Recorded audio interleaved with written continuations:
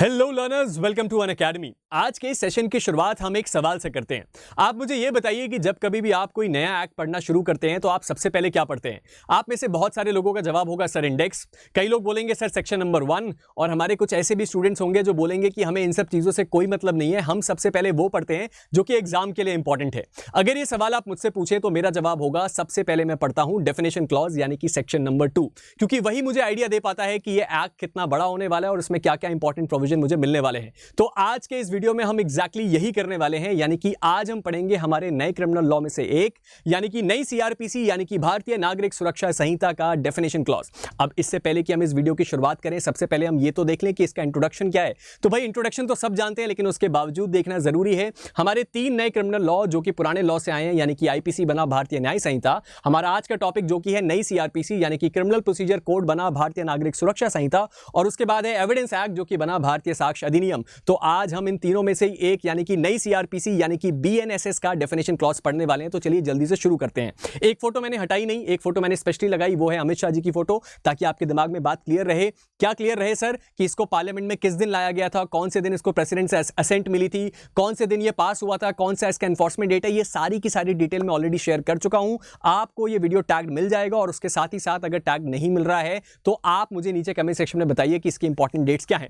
तो चलिए हम शुरू करते हैं हमारा आज का वीडियो, जिसमें हम सेक्शन 2 के तहत डेफिनेशंस को देखने वाले हैं। शुरुआत करते हैं सबसे पहली डेफिनेशन से, यानी कि 2A। और इससे पहले कि हम 2A की डेफिनेशन को शुरू करें, आपको क्या पता होना चाहिए, इसमें 2A से लेके 2Z तक डेफिनेशन है। यानी कि ये बात हमें पता है कि कोई अमेंडमेंट वाली डेफिनेशन नहीं है, दिमाग में कोई लोड नहीं पड़ेगा, और हमें यह भी पता है कि कंप्लीट A से Z तक डेफिनेशन है, तो पढ़ने में मजा भी आएगा। चलिए, तो सबसे पहले है 2A की डेफिनेशन। ये बात करती है ऑडियो वीडियो इलेक्ट्रॉनिक मींस के बारे में। अब इससे पहले कि आप पूरा सेक्शन पढ़ने लग जाएं, एक बात अपने दिमाग में क्लियर रखिए, ऑडियो वीडियो इलेक्ट्रॉनिक मींस का क्या मतलब है। फोटो को देखिए, कोई वीडियो के डिवाइस, कोई माइक, कोई स्क्रीन रिकॉर्डर, या फिर कोई दूसरा माइक या कोई वेबकैम, यानी कि कोई भी ऐसा डिवाइस जिससे आप ऑडियो या वीडियो रिकॉर्ड कर सकते हो, उसी को माना गया है सेक्शन के तहत ऑडियो वीडियो इलेक्ट्रॉनिक मींस। और इस चीज को यहां क्यों लिखा गया है? यह चीज इसलिए लिखी गई है ताकि जो ई कोर्ट का मैकेनिज्म है, यानी कि किसी गवाह को आप ऑनलाइन पेश कर पाएं, यानी कि आप कभी किसी दूसरे वकील जो दिल्ली में बैठा है वो मुंबई की किसी कोर्ट में वीडियो कॉन्फ्रेंसिंग के थ्रू अपीयर हो पाए, यही चीज हमारे 2A बताता है। यानी कि जहां पे वीडियो कॉन्फ्रेंसिंग हो पाए, रिकॉर्डिंग हो पाए,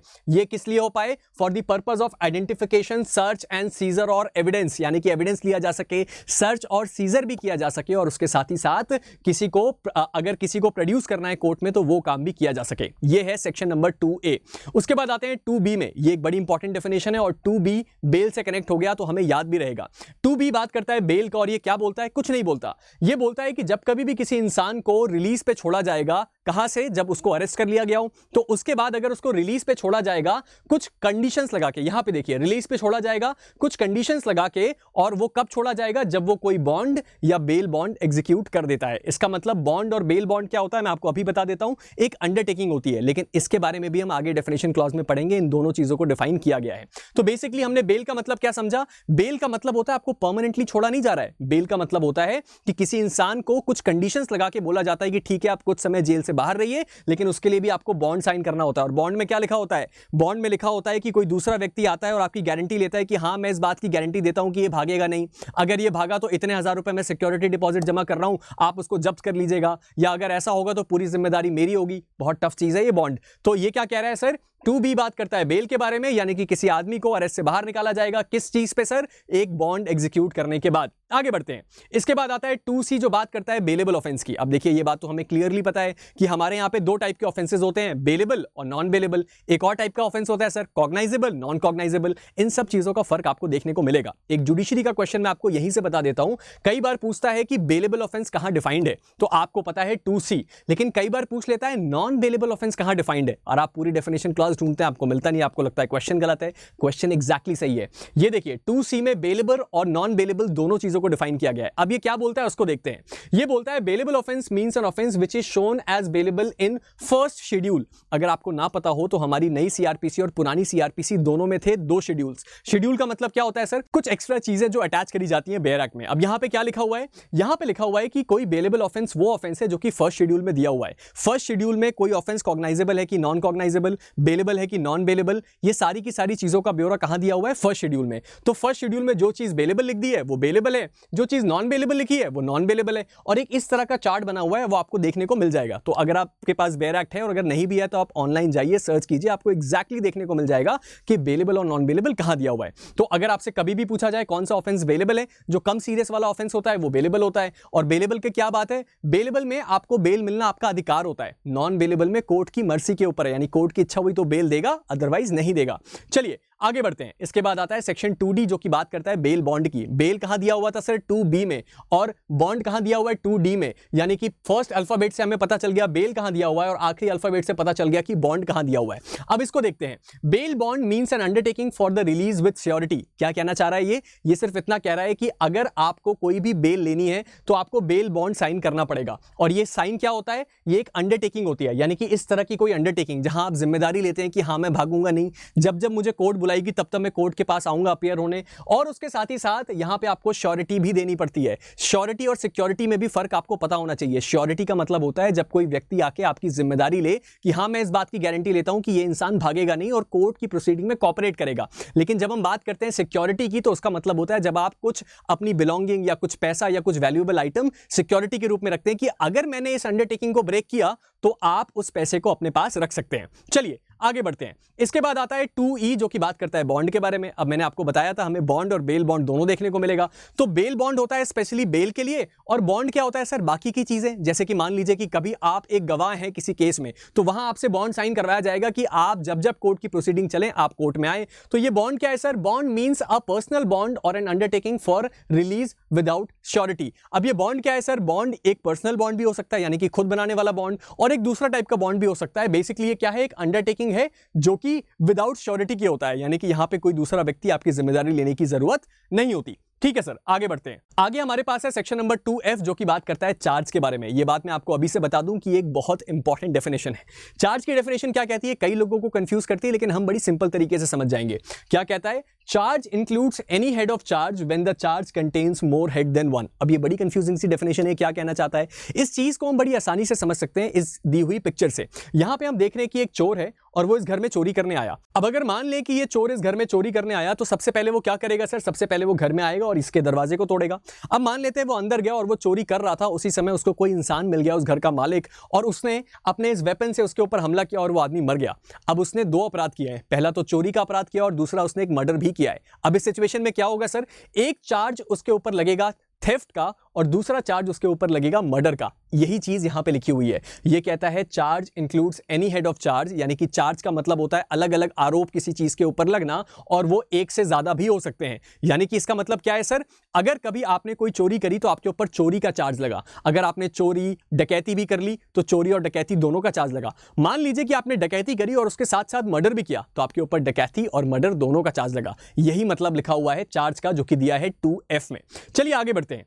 अब हम देखते हैं 2G में दिया हुआ कॉग्नाइजेबल ऑफेंस। मैंने आपको इस वीडियो की शुरुआत में ही बताया था कि इसका ब्यौरा भी कहां दिया जाता है सर, इसका ब्यौरा आपको मिलेगा शेड्यूल 1 में। लेकिन कॉग्नाइजेबल ऑफेंस में कुछ दूसरी कैची बात भी है। क्या है sir, cognisable offence means an offence for which the cognisable case, और इसके साथ ही साथ कॉग्नाइजेबल ऑफेंस और कॉग्नाइजेबल केस दोनों को डिफाइन किया हुआ है। यहां बोला है जहां पे पुलिस ऑफिसर अरेस्ट कर सकता है बिना वारंट के। कॉग्नाइजेबल केसेस का मतलब सिंपल भाषा में वो होता है जो ज्यादा सीरियस किस्म के केसेस होते हैं। और इसका मतलब यहां पे क्या लिखा हुआ है, इसका मतलब लिखा हुआ है कि कभी भी कोई भी व्यक्ति कोई अगर ऐसा अपराध करता है जो सीआरपीसी के हिसाब से कॉग्नाइजेबल ऑफेंस है, तो उस सिचुएशन में पुलिस उसको बिना वारंट के, यानी कि बिना किसी प्रायर परमिशन के, बिना किसी प्रायर नोटिस के सीधे अरेस्ट कर सकती है। आपने मूवीज में बहुत देखा होगा कि लोग पूछते हैं आपके पास वारंट है, तो अगर उन्होंने कोई कॉग्नाइजेबल ऑफेंस कमिट किया है तो पुलिस बोल सकती है मेरे पास तो वारंट नहीं है, लेकिन फिर भी आप हमारे साथ आ रहे हैं। तो यहां पे क्या लिखा हुआ है, कॉग्नाइजेबल ऑफेंस और कॉग्नाइजेबल केस, ये दोनों चीजें वो होती हैं जहां पे पुलिस बिना वारंट के किसी को भी अरेस्ट कर सकती है, जो आपको इस फोटो में भी दिख रहा है। और अगर आपको ये जानना है कि कौन सा ऑफेंस कॉग्नाइजेबल है, कौन सा ऑफेंस नॉन कॉग्नाइजेबल है, तो इसका ब्यौरा भी आपको कहां मिल जाएगा, शेड्यूल 1 में। एग्जांपल के लिए बताऊं तो जो सीरियस ऑफेंसेस होते हैं, सीरियस ऑफेंसेस जैसे कि रेप, मर्डर, कल्पेबल होमिसाइड, ये सारे के सारे होते हैं कॉग्नाइजेबल ऑफेंस, और जो बाकी जो माइनर ऑफेंसेस होते हैं वो होते हैं नॉन कॉग्नाइजेबल ऑफेंस। चलिए आगे बढ़ते हैं। इसके बाद आता है सेक्शन नंबर 2H जो कि बात करता है कंप्लेंट के बारे में। अब एक और बड़ी इंटरेस्टिंग बात ध्यान से रखिएगा, FIR जिसके बारे में आप सब जानते हैं, फर्स्ट इंफॉर्मेशन रिपोर्ट। हमें लगता है कि अगर हमारे साथ कोई भी क्राइम हुआ तो हम FIR दर्ज करवा सकते हैं। ये बात गलत है। हमने इससे पहले जो 2G में पढ़ा था, कॉग्नाइजेबल ऑफेंस, केवल कॉग्नाइजेबल ऑफेंस में FIR दर्ज होती है, नॉन कॉग्नाइजेबल ऑफेंस में क्या होता है सर, कंप्लेंट। अब इस बात को हम ध्यान से देखते हैं। हैं। क्या कह रहा है? Complaint means any allegation made orally और in writing to a magistrate with a view to his taking action under this Sanhita and that some person whether known or unknown has committed an offense but does not include a police report। अब इसने दो चार बातें हमें बता दी। सबसे पहले इसने बोला कंप्लेंट का मतलब सर ये होता है कि जब कभी भी कोई व्यक्ति, यानी कि जब कभी भी कोई व्यक्ति कोई एलिगेशन लगाता है, या तो ओरली या तो राइटिंग में, यानी कि या तो खुद से लिख के बताता है या मौखिक तौर पर कंप्लेन करता है मजिस्ट्रेट को। अब आप बोलेंगे आपने तो पुलिस बताया था, मोस्ट प्रोबेबली हम यहां पर क्या देखते हैं सर कि यहां पर लिखा मजिस्ट्रेट होता है, लेकिन अगर कभी भी FIR के टर्म्स में बात करी जाए तो वहां पर भी कंप्लेंट ही होती है। यह बात मैंने आपको इसलिए शुरुआत में बता दी।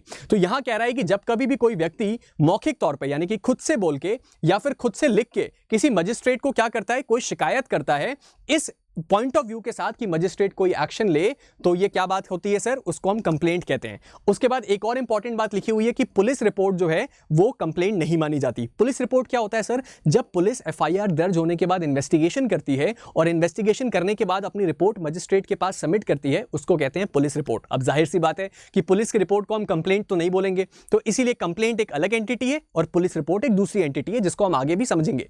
चलिए, इसके बाद आता है 2I, ये बात करता है इलेक्ट्रॉनिक कम्युनिकेशन के बारे में। इसका मतलब क्या है सर? इतनी बड़ी डेफिनेशन को देख के हमें घबराना नहीं है, ये एक नया एडिशन है। और ये क्या है सर? ये बेसिकली बात करता है उन सभी के सभी डिवाइसेस का जो क्या है, by means of an electronic device आप कम्युनिकेट करते हैं। यानी कि वो क्या हो सकता है? वो टेलीफोन हो सकता है, वो मोबाइल हो सकता है, वो फैक्स मशीन हो सकती है, वो व्हाट्सएप का वीडियो कॉल हो सकता है, आपका स्मार्टफोन हो सकता है, वेबकैम, लैपटॉप, ये सारी की सारी चीजें क्या होती हैं सर? ये सारी की सारी इलेक्ट्रॉनिक कम्युनिकेशन के तहत मानी गई हैं। और उसके साथ ही साथ एक और इंपॉर्टेंट बात क्या लिखी हुई है कि सेंट्रल गवर्नमेंट के पास ये पावर है कि वो नोटिफिकेशन निकाल के क्या बोल सकती है, ये कुछ नई डिवाइसेस भी हैं जो कि इलेक्ट्रॉनिक कम्युनिकेशन के अंतर्गत आएंगी। ठीक है सर? इसमें देखिए यहां पे लिखा हुआ है verbal, pectoral information, video content, जिससे आप एक जगह से दूसरी जगह ट्रांसमिट कर सकते हो। चलिए आगे बढ़ते हैं। इसके बाद आता है 2J। अब ये डेफिनेशन है हाईकोर्ट की, लेकिन इसके बावजूद इसमें थोड़ा सा ऐसा एलिमेंट है जो आपको कंफ्यूज कर सकता है। ये क्या है सर? हाईकोर्ट लिखा हुआ है, किसी भी स्टेट के लिए वो हाईकोर्ट है जो उसके स्टेट का हाईकोर्ट हो। जाहिर सी बात है, छत्तीसगढ़ का हाईकोर्ट बिलासपुर में, दिल्ली का हाईकोर्ट दिल्ली में है, ये बात तो हमें पता है। जो हमारा यूपी का हाईकोर्ट है वो कहां पे है सर? इलाहाबाद में, लेकिन लखनऊ में भी उसकी बेंच है। MP का हाईकोर्ट कहां है सर? जबलपुर में, लेकिन उसकी ग्वालियर और इंदौर दोनों जगह बेंच है। तो अगर कोई भी स्टेट है तो उसके लिए जो उसका हाईकोर्ट है वही रहेगा। लेकिन कैची बात इसके बाद लिखी है, अगर कोई यूनियन टेरिटरी है विद एक्सटेंडेड स्टेट हाईकोर्ट। इसका मतलब क्या है सर? अगर कोई यूनियन टेरिटरी है और उसके पास एक और क्या है सर? हाईकोर्ट है, तो उसका मतलब क्या है? उस यूनियन टेरिटरी के लिए वो उसका हाईकोर्ट हो जाएगा। फिर लिखा है for other union territories the highest criminal appeal court excluding supreme court. अब ये क्या कहने की कोशिश कर रहा है? अगर कोई स्टेट है तो उसके लिए जो उसका हाईकोर्ट है वही उसका हाईकोर्ट माना जाएगा। अगर कोई यूनियन टेरिटरी है और उसको ऑलरेडी कोई क्या कर रखा है सर? एक हाईकोर्ट दे रखा है। जैसे कि अगर आप जानते हो अंडमान एंड निकोबार आइलैंड्स एक यूनियन टेरिटरी है, तो उस यूनियन टेरिटरी का जो हाईकोर्ट है वो कौन सा है सर? कोलकाता हाईकोर्ट है। तो उस तरीके से जो अंडमान निकोबार आइलैंड है उसका हम हाईकोर्ट क्या मान लेंगे सर? उसका हाईकोर्ट हम मान लेंगे कोलकाता हाईकोर्ट, जो उसको अलॉटेड है। लेकिन अगर कोई ऐसी यूनियन टेरिटरी है जहां पे कोई हाईकोर्ट अलॉटेड नहीं है, तो जो सबसे हाईएस्ट क्रिमिनल अपील कोर्ट, यानी कि सबसे हाईएस्ट कोर्ट जो उस यूनियन टेरिटरी का होगा जहां पे कोई क्रिमिनल अपील जा सकती है, उसको हम मान लेंगे कि वो हाई कोर्ट है। अब ये बात क्यों लिखी गई है? हर जगह पे हर सेक्शन में ये बात मेंशन करना मुश्किल था, तो यहीं पे बोल दिया हाई कोर्ट लिखा है, यूनियन टेरिटरी के ऊपर एप्लीकेबल है, और वहां पे हाई कोर्ट नहीं है तो मान लेना जो सबसे ऊपर की अपील की कोर्ट है ना, उसी को हम हाई कोर्ट कह रहे हैं। और एक और बात क्या लिखी है? सुप्रीम कोर्ट इसमें इंक्लूडेड नहीं है, क्योंकि क्रिमिनल अपील तो सुप्रीम कोर्ट जाएगी इंडिया में। अगर कोई क्राइम हुआ है तो हम अगर सुप्रीम कोर्ट को अपना हाई कोर्ट मान लेंगे तो बहुत ज्यादा प्रॉब्लम हो जाएगी, तो वो सुप्रीम कोर्ट नहीं होना चाहिए, यही वो कहने की कोशिश कर रहा है। इसके बाद आता है सेक्शन नंबर 2K जो कि बात करता है इंक्वायरी की। अब ये क्या कह रहा है? Inquiry means every inquiry other than a trial conducted under this Sanhita by a magistrate or court. अब ये कह रहा है कि इंक्वायरी का मतलब वो सब कुछ है जो कि ट्रायल नहीं है। अब ट्रायल क्या होता है? जब कोर्ट में एविडेंसेस लिए जाते हैं और इस प्रोसेस को चलाया जाता है कि ये पता किया जाए कि अक्यूज्ड दोषी है या नहीं, या जो विक्टिम है उसके साथ क्राइम हुआ था कि नहीं, उसको हम ट्रायल कहते हैं। यानी कि ट्रायल में एविडेंसेस का पार्ट होना जरूरी है। लेकिन इंक्वायरी में क्या होता है सर? इंक्वायरी में जो मजिस्ट्रेट यानी कि जो जज बैठा होता है कोर्ट में, वो इस बात की क्वेश्चनिंग करता है, ये बात तय करने के लिए कि कौन कौन से आरोप लगाने हैं, यानी कि कौन कौन से चार्ज लगने हैं, और शुरुआती तौर पे इन्वेस्टिगेशन सही चल रही है कि नहीं। यानी कि ट्रायल शुरू होने से पहले के प्रोसेस को हम क्या कहते हैं सर? इंक्वायरी। और ये कौन करता है? कोई कोर्ट या फिर मजिस्ट्रेट। चलिए आगे बढ़ते हैं। इसके बाद हम आते हैं 2L पे। 2L बात करता है इन्वेस्टिगेशन के बारे में। अब इसका मतलब क्या है सर? ये कहता है includes all the proceeding under this Sanhita for the collection of evidence conducted by a police officer और by any person other than a magistrate who is authorised by magistrate investigate in this behalf. यानी कि ये बात क्या है sir, investigation कौन कर सकता है, ये बात तो हमें पता है कि केवल पुलिस ऑफिसर कर सकता है, या अगर कोई कोर्ट का मजिस्ट्रेट किसी दूसरे व्यक्ति को इस बात की इजाजत दे, लेकिन मजिस्ट्रेट कभी इन्वेस्टिगेशन नहीं कर सकता। ये बात इस डेफिनेशन में लिखी हुई है। अब यहां पे एक फोटो है सर दृश्यम मूवी की, और हमें पता है इन्वेस्टिगेशन क्या होता है। हम सबने इस मूवी को देखा है और हमें एग्जैक्टली पता है कि इन्वेस्टिगेशन काम कैसे करता है। यानी कि जब कभी भी एविडेंसेस को ढूंढने के लिए हम क्या करते हैं, कोई प्रोसेस चलाते हैं, तो उसी को हम कहते हैं इन्वेस्टिगेशन। इसके बाद आपको इस एक्ट में देखने को मिलेगा एक एक्सप्लेनेशन भी। अब आप बोलें कि आपने वो नहीं पढ़ा है, उससे पहले मैं आपको बता देता हूं। वो सिर्फ इतना कहता है कि अगर इस संहिता में कुछ दिया हुआ है और स्पेशल लॉ में कुछ दिया हुआ है, स्पेशल लॉ क्या है, जैसे पॉक्सो एक स्पेशल लॉ है, तो अगर उस स्पेशल लॉ में कुछ दिया हुआ है और इन दोनों के प्रोविजन में कॉन्फ्लिक्ट हुआ तो स्पेशल लॉ हमेशा प्रिवेल करेगा, यानी कि ऊपर रहेगा। इसका उल्टा मत सोच लीजिएगा कि हमारी संहिता भारी हो रही है, नीचे जा रही है, नहीं। इसका मतलब है कि स्पेशल लॉ हमेशा ऊपर रहेगा और संहिता थोड़ा सा नीचे हो जाएगी। चलिए आगे बढ़ते हैं। इसके बाद हम देखते हैं 2M को। यह बात करता है जुडिशियल प्रोसीडिंग की, और मुझे आपको बताने की जरूरत नहीं है कि जुडिशियल प्रोसीडिंग क्या होता है। क्या होता है सर, भाई जॉली एलएलबी में हमने देखा हुआ है, ये देखिए हमने ओ माय गॉड मूवी में देखा है। क्या है सर, जुडिशियल प्रोसीडिंग का मतलब है includes any proceeding in the course which evidence is और may be legally taken on oath. यानी कि कोई भी ऐसी प्रोसीडिंग जो किसी न्यायालय में चल रही हो, जहां पे इस बात की पॉसिबिलिटी हो या ये काम हो रहा हो, और वो काम क्या है सर, एविडेंसेस को लिया जा रहा हो, यानी कि सबूतों को लिया जा रहा हो इस बात को तय करने के लिए कि कोई इंसान दोषी है या नहीं, या जो आरोपी व्यक्ति है वो दोषी है या नहीं। चलिए आगे बढ़ते हैं। इसके बाद आता है सेक्शन 2N जो कि बात करता है जुरिस्डिक्शन की। ये फोटो इस डेफिनेशन को बहुत अच्छे से समझा देगी। ये क्या है, ये एरिया मेरा है और मैं इस एरिया का जयकांत शिकड़े। अब ये बेसिकली क्या कह रहा है, लोकल जुरिस्डिक्शन किसी मजिस्ट्रेट के लिए वही है जिस लोकल एरिया में वो अपॉइंट हुआ है, जो उसका जुरिस्डिक्शनल एरिया है। यानी कि इस एक्ट में जहां कहीं भी लोकल एरिया लिखा हुआ है तो वो मजिस्ट्रेट के लिए उसका मतलब क्या है, जिस लोकल एरिया का वो मजिस्ट्रेट है। सिंपल सी बात है। चलिए आगे बढ़ते हैं। इसके बाद आता है सेक्शन 2O जो कि बात करता है नॉन कॉग्नाइजेबल ऑफेंस की और नॉन कॉग्नाइजेबल केस। अब ये बात मैंने आपको पहले ही बता दी थी कि नॉन कॉग्नाइजेबल ऑफेंस भी कुछ होता है। क्या है सर, ये 2O में डिफाइंड है और ये कहता है means an offence for which and non cognizable case means a case in which a police officer has no authority to arrest without warrant. यानी कि नॉन कॉग्नाइजेबल केस, जब हमने कॉग्नाइजेबल पढ़ लिया तो हमें ऑलरेडी पता है कॉग्नाइजेबल केस में अगर पुलिस बिना वारंट के अरेस्ट कर सकता है, तो नॉन कॉग्नाइजेबल केस में पुलिस बिना वारंट के अरेस्ट नहीं कर सकता। ठीक है सर, ये बात भी क्लियर है। अब हम आते हैं P पे। ये बात करता है नोटिफिकेशन की। तो नोटिफिकेशन का मतलब क्या होता है, means a notification published in the official gazette. अब आप लोग बोलेंगे कि नोटिफिकेशन तो पता है लेकिन ऑफिशियल गजेट नहीं पता। ऑफिशियल गजेट का मतलब होता है सरकारी अखबार। यानी कि सरकार को जब कभी भी कोई न्यूज डिक्लेयर करनी होती है या किसी चीज को नोटिफाई करना होता है तो वो निकलता है ऑफिशियल गजेट में। जैसे कि आपको यहां पे दिख रहा है भारत का राजपत्र, और यहीं पे सारी की सारी चीजें पब्लिश करी जाती हैं। नए क्रिमिनल लॉ का भी नोटिफिकेशन ऑफिशियल गजेट में ही आया था। तो नोटिफिकेशन का मतलब क्या है, जब आपको सबको ये बात बतानी हो कि हाँ हमने कुछ किया है तो वो नोटिफाई किया जाता है। और कहां होता है सर, ये भारत के राजपत्र यानी कि ऑफिशियल गजेट में। चलिए उसके बाद आता है 2Q जो कि बताता है ऑफेंस के बारे में। एक बहुत इंपॉर्टेंट डेफिनेशन है क्योंकि आईपीसी यानी कि भारतीय न्याय संहिता से भी रिलेट होता है। ये क्या कह रहा है, ऑफेंस मींस एनी एक्ट और omission made punishable by any law for the time being in force and includes any act in respect of which a complaint may be made under section 20 of the kettle trespass act. Kettle trespass act को रखा हुआ है, वो हमारे लिए important नहीं है। Important बात क्या है, ये केवल भारतीय न्याय संहिता यानी कि आईपीसी की बात नहीं कर रहा है। ये कह रहा है कि जिस समय कोई एक्ट हुआ है और हम उसको ऑफेंस बोल रहे हैं, अगर हमारे देश में उस समय कोई भी कानून लागू था जिसमें उस एक्ट को अपराध बोला गया है, तो हम उसको क्या मान लेंगे, ऑफेंस मान लेंगे। क्या कहा इसने सिंपल शब्दों में, इसने बोला कि अगर मैंने कोई काम किया और हमारे देश में उस वक्त जितने भी कानून लागू थे उनमें से किसी भी एक कानून में अगर ये बात को ऑफेंस बोला गया है, यानी कि अगर मैंने क्या किया सर, मैंने दो हाथ खड़े करके जोर से जाके छत पे ऐसे मार दिया और उससे वो कुछ टूट गया, अगर हमारे देश में कोई भी ऐसा कानून है जो मेरे इस एक्ट को क्राइम बताता है, एक ऑफेंस बताता है, तो हम उसको सीआरपीसी के तहत यानी कि बीएनएसएस के तहत एक ऑफेंस मान लेंगे। ठीक है, अब ये देखिए यहां पे लिखा हुआ है कॉग्नाइजेबल का क्राइम के बारे में, यानी कि ये सब ऑफेंसेस है। किसी को गोली मार दी, किसी को बहुत बुरी तरह मार रहे हैं, किसी को आप अटेम्प्ट टू मर्डर कर रहे हैं, तो ये सारी चीजें क्या है सर, ऑफेंस है।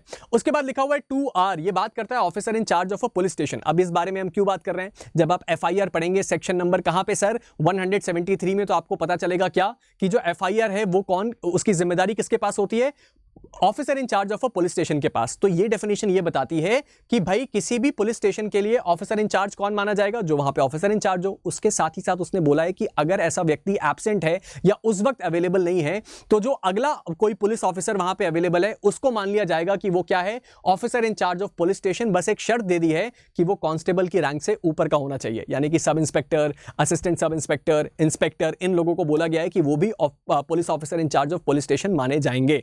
चलिए आगे बढ़ते हैं।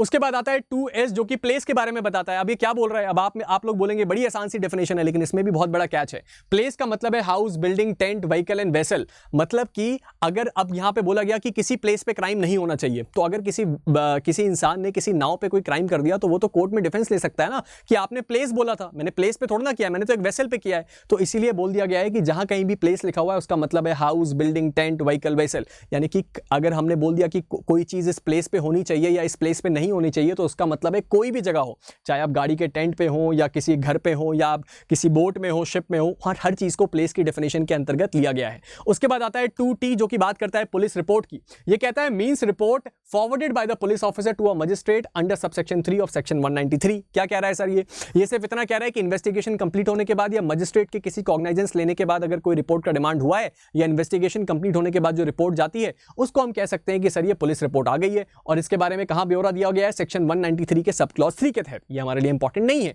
हमारे लिए इंपॉर्टेंट है 2U पुलिस स्टेशन। अब आप बोलेंगे ये हमें पता है, हमारे एरिया का जो थाना है ना उसी को पुलिस स्टेशन बोलते हैं। आप गलत हैं। क्या कह रहा है सर ये, police station means any post or place declared generally or specially by the state government to be a police station and includes any local area specified by the state government in this behalf.